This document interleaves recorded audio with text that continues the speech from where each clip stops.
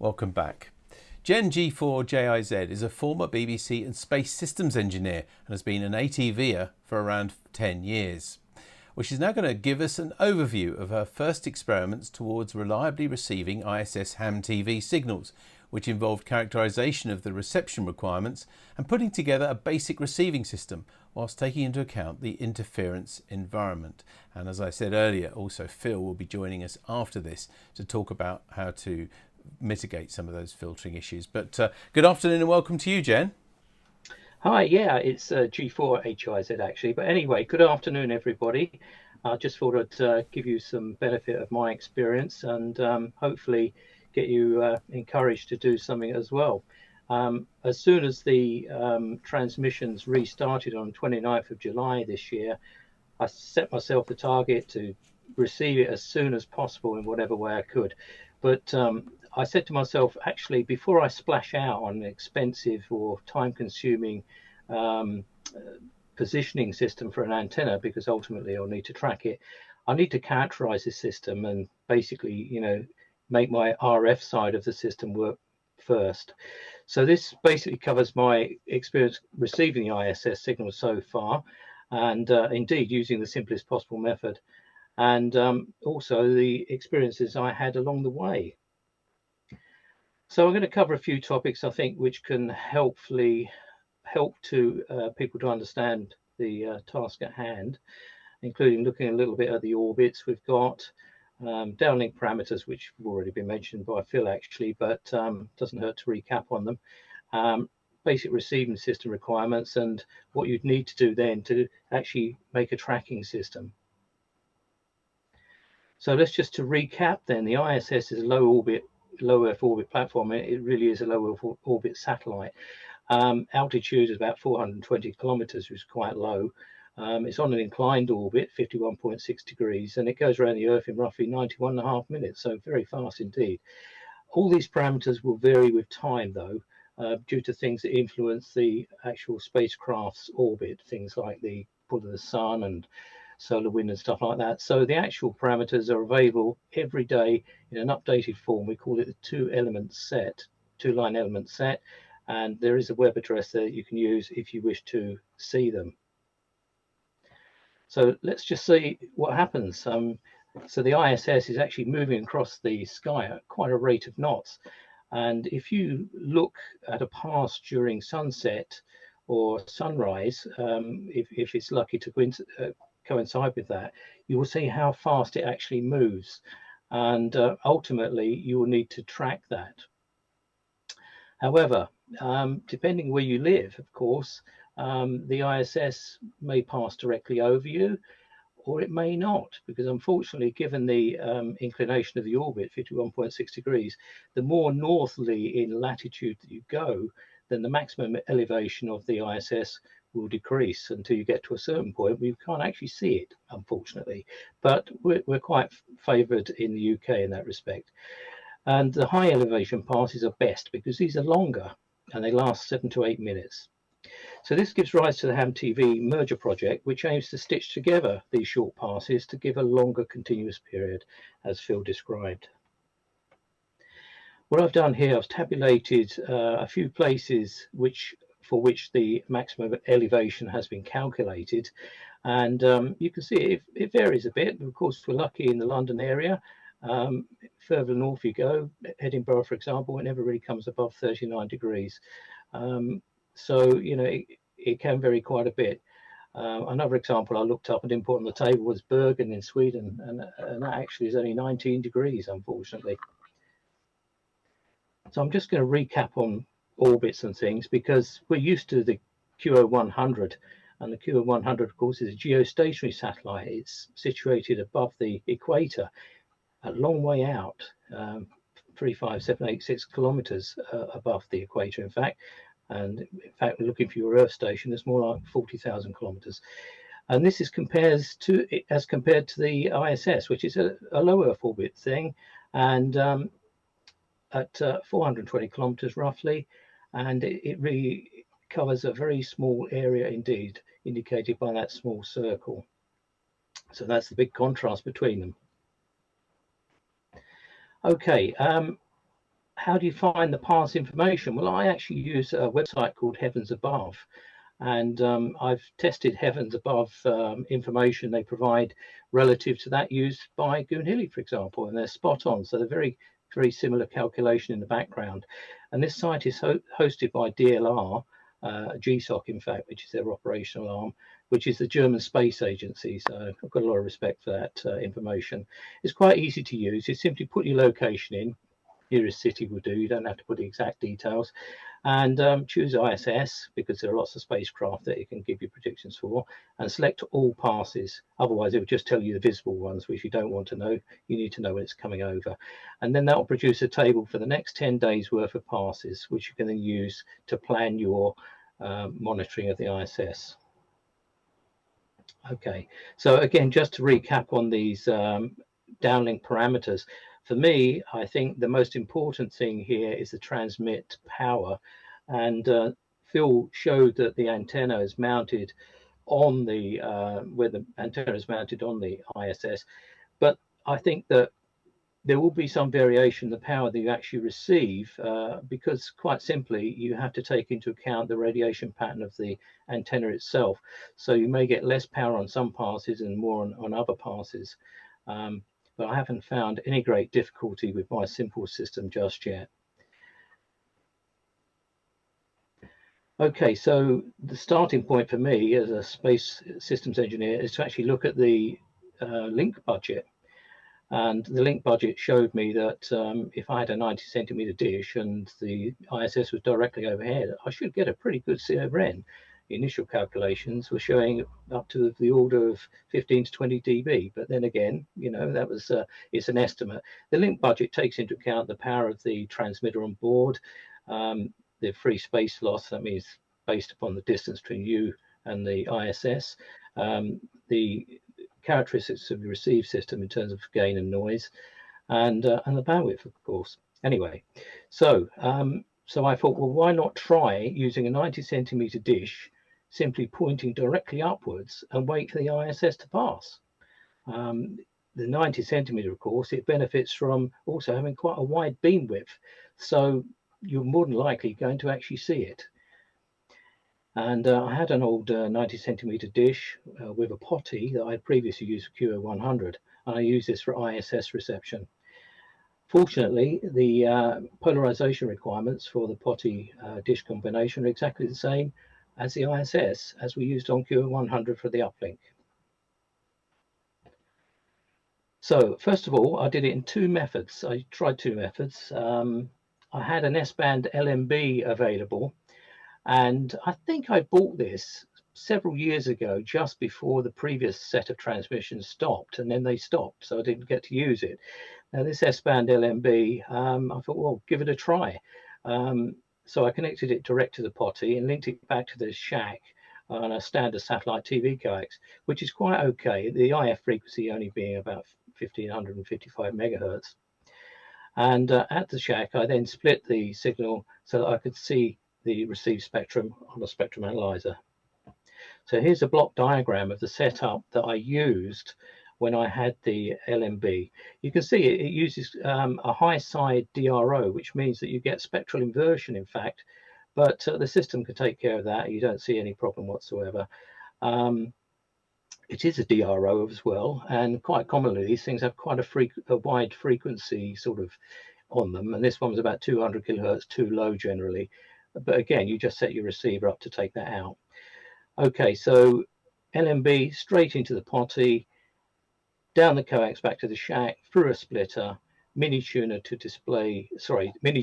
receive it, and a display afterwards, various methods I used, and a spectrum analyzer to look at the spectrum.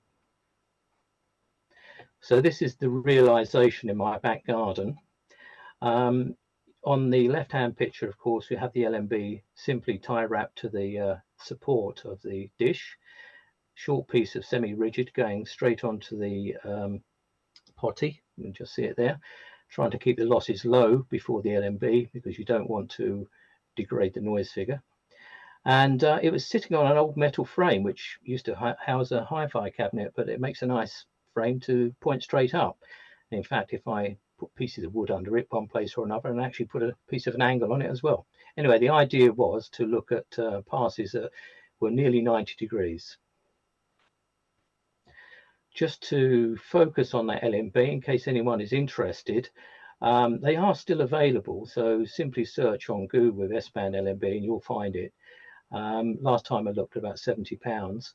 The thing about it, they don't mention on here what the gain is, but in the advert it tells you about 55 dB, and I did measure the gain of my one and it was just over 55 dB. The input frequency range though is quite wide. You can see 2.3 to 2.9 gigahertz. Turns out to be an issue. Okay, so this is a photograph basically taken of me receiving the signal. Got quite a good spectrum on the right hand side, and we're displaying using the Minitune software on the left. Typically we've got the black video, which unfortunately that's what we get these days unless they're doing some sort of lineup, but good reception, D14 indicated. However, so summary of results on, oops, what we got here, yes, here we are. So it was a success in that we could receive the signal, black video of course, but we experienced dropouts, and what that meant was that in the period across the sort of 18 seconds that you may have received the video, literally the D number would drop dramatically and then come back again within a second or so, which wasn't really very useful. And the suspected issue there was due to the wide input frequency range of the LNB, because we've got Wi-Fi, of course, to 2.4 upwards, and 4G, as Phil pointed out, on the lower frequency side. I do have a video here, but I can't actually show it this time, unfortunately, but I'll pass on. So, next stage then, how do we get rid of this dropout scenario? So I decided to adopt, which seems to be the standard approach these days, and quite honestly, I think has turned out to be the best. So I had a VLNA, which simply means very low noise amplifier. It was the G4DDK design that I built several years ago, if not 10 years ago. We did measure its gain and noise performance at Martlesham, and it was below 0.4 dB at 2.4 gigs. So that connects direct to the potty. We then have a bandpass filter after the LNA. Further amplification to bring the signal up to that which we need for the mini tuner, and I try to achieve something like minus 50 dBm. And in this case though, we have to use good quality coax back to the shack in order to minimize losses, because the signal now is at 2395 megahertz, not the 1500 that we had before. So here's the block diagram. Again, dish looking straight up, VLNA, and what I did actually is I had a short piece of coax coming from the LNA into a unit I called the filter amplifier unit. So in there I had the filter and the extra bit of amplification that I needed. And then I connected that box back to the shack, through the splitter again, into the mini tuner and the spectrum analyzer. Just to concentrate on the filter, now I bought this filter at Martlesham Microwave Round Table a long time ago, and it was marked up as being tuned to 2320 megahertz. So I retuned it, and it's quite easy to do using a nano VNA. So on the right we can see the plot. The insertion loss at the center is about 1.5 dBs. It's about 10 megahertz wide, and it has quite good roll off above and below the wanted frequency, which is just what we need to get rid of that potential interference. Okay, so I built the filter into a box with the 2 stages of amplification. You can see the silver box on the right is a small amplifier with a mimic, which I happen to have in the junk box, and similarly the amplifier at the back. In both cases, these devices were chosen to have quite a high output intercept in order to make sure they were relatively linear. There's quite a lot of gain in that box, and I did find initially that it oscillated. Guess what? And that was quite simple because I didn't have an attenuator connected to the output of the filter, which meant that outside of the passband I had a very poor return loss presented to the first stage of amplification, and it took umbrage at that and oscillated about 3.7 gigs. So 3 dB attenuator there cured that. I also added a small attenuator on the input to the filter to provide, again, better matching for the amplifier driving it. But in both cases, these attenuators help to maintain that nice filter passband, because if you've got a highly reactive termination at either end, you can distort that passband. Okay, so what was the filter's benefit? Now, on the left, you can see what I've got out of the coax into my shack. That's a snapshot. Center frequency is 2.4 gigs, and we're just a little bit below the center frequency at 2395. So the lower section of the to the left of the photograph is the 4G stuff. To the right is the mainly Wi-Fi. What it doesn't show there is the dynamic nature of the Wi-Fi, which can really go up and down quite a lot. Anyway, so that what I did was to loop out the filter to produce that, and then I put the filter back in and I got what was on the right hand side. Now I had to alter the reference level on the right hand side because the noise was off the bottom of the screen, so I moved it up 5 dB, and what we can see there is it seems to have wiped out that interference quite significantly, and I think that was shown later in the results that we had. So this is the latest fixed dish setup. Basically then the tripod, I had a vertical extension on the tripod, which was simply a die-cast box, which I then attached the filter amplifier unit that I described earlier. You can see the green coax going back to the shack. That is second-hand mobile telephone type stuff, 3.5 dBs over 10 meters, pretty good going. You could even use it up to 10 gigs actually. It's excellent cable.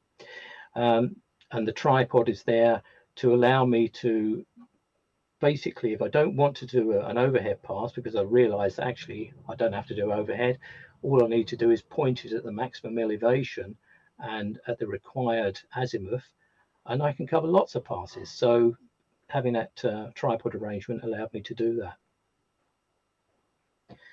So what did we get? Much better indeed. Successful reception, no dropouts thus far. I've done quite a lot of passes. I've got quite a collection. I videoed them, and due credit to my XYL, Jen G4HIZ, who actually did the videoing whilst I was pressing buttons on boxes to try and keep things under control.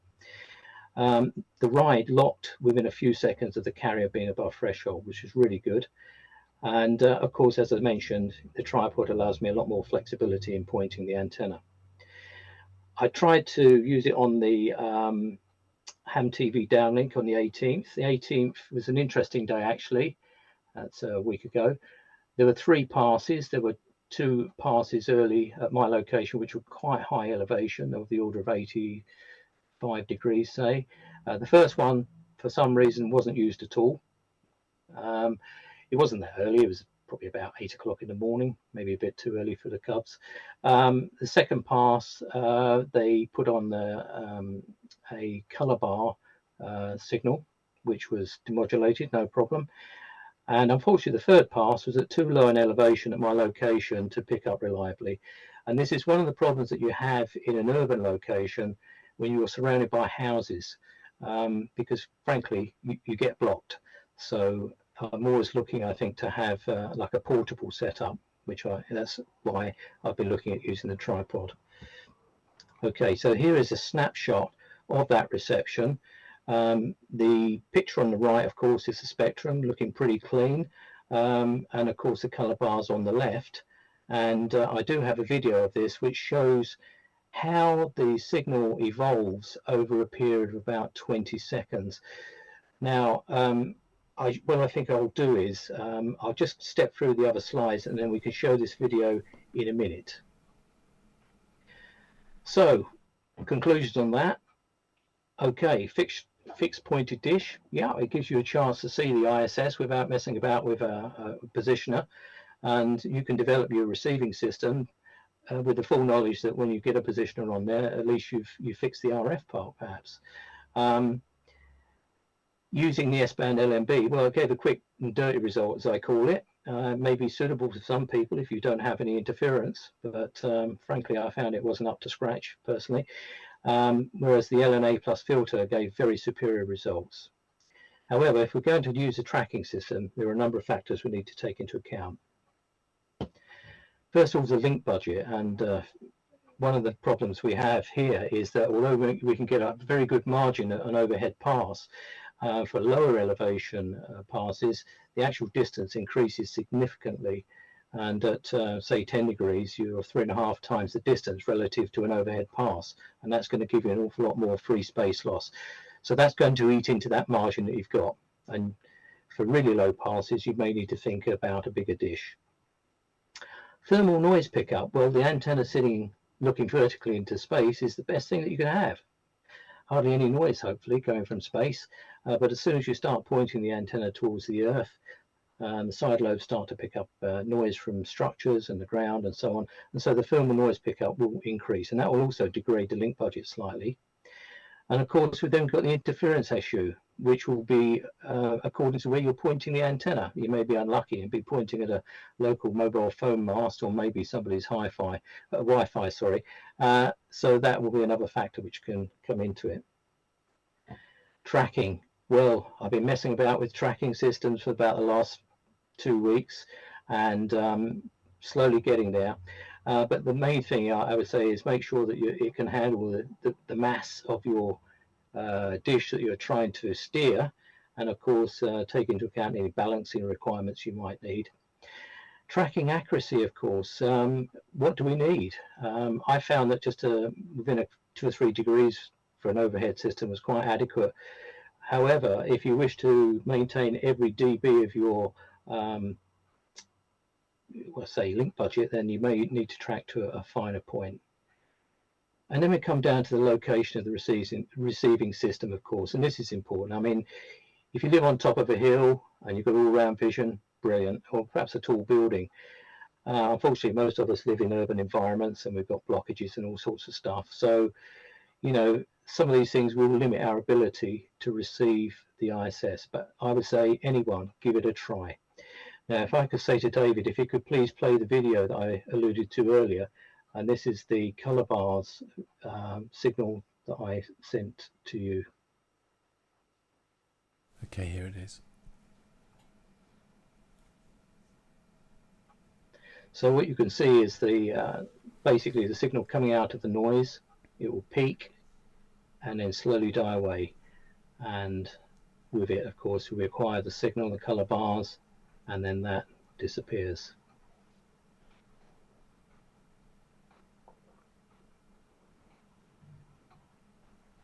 Okay, you'll have to tell me when it's finished, because I can't actually see it. Okay, yeah, it's just finished, Jen. Okay, back to you. So there we are. That's it. I would say have a go. That's my taster for you.